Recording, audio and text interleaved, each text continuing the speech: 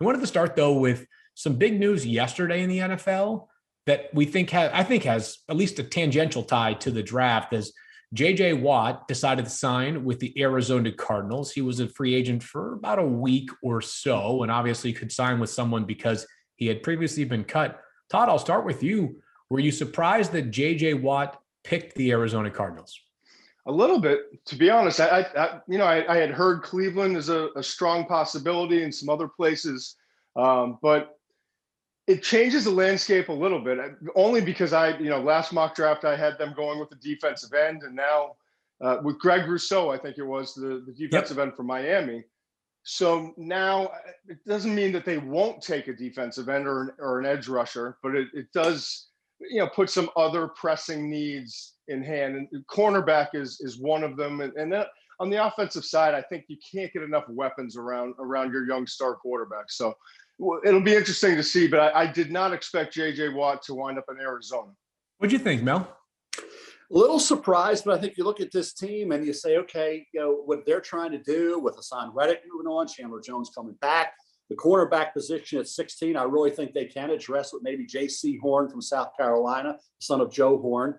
So I think they can get that need filled there. And Todd mentioned the defensive line. There's not a guy that you're even going to be tempted, I don't think, that early. Todd thought maybe Rousseau. I think that's a little early for him. He opted out. He had that 1 year with those 15 sacks in 2019. But when I went back and looked at him, some of those sacks were coverage sacks where the quarterback held the ball too long. He did hustle and get in there. I think he's got to anticipate the snap count better. He needed to work on some things. They kicked him inside. He was very impressive. I like that aspect of his game. But I think the fact that there wasn't an appealing defensive lineman made, I think, J.J. Watt more attractive to the Arizona Cardinals. Yeah, and he's going to be 32 later this month, Mel. So does that mean, if you thought defensive end was a need coming into this offseason for the Cardinals, does signing a 32-year-old to a 2-year deal really mean that it's no longer a need?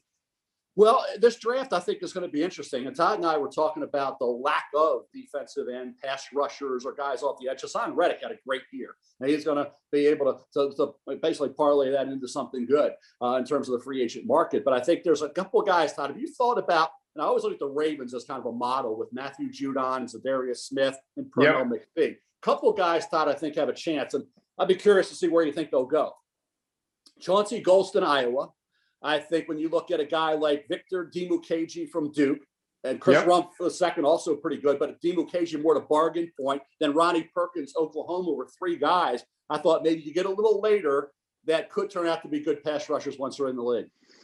Yeah, I don't disagree. I really like Rumph, and I think he's going to continue to get bigger and stronger, and he's athletic and he loves the game. He's comes from a good bloodline, but yeah, I think Rumph of those guys, to me, in terms of where you're going to get him, makes a lot of sense. Probably, right? Yeah, I would say somewhere in day 2.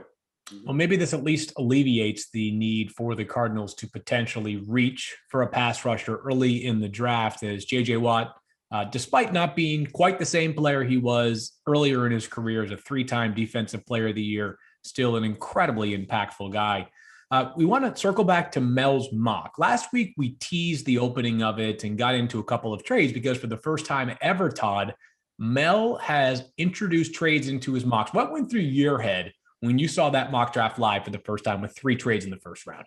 15 years of stubbornness finally, just falling apart. That's what went through my mind.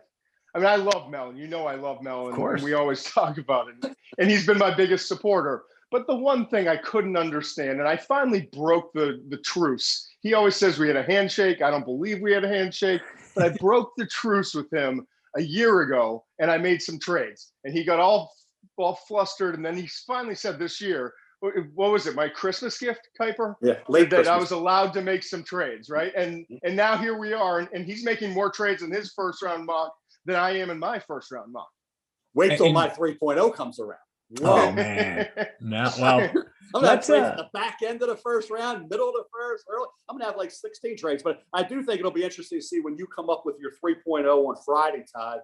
You're obviously going to project trades, and we look at now free agency beginning and March 17th.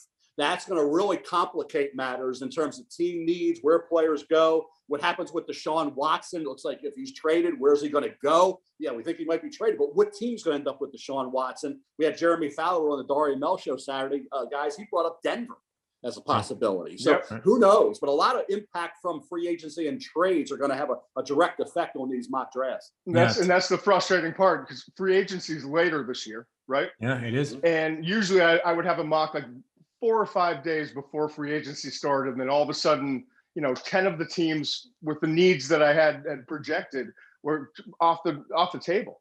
And so it'll be really interesting, especially with the quarterback market. Totally. And 5 potential quarterbacks going in the top 15 to 20 picks this year, and all the veteran quarterbacks and the movement that we could see. That's what, to me, is going to be the most fascinating part of this draft.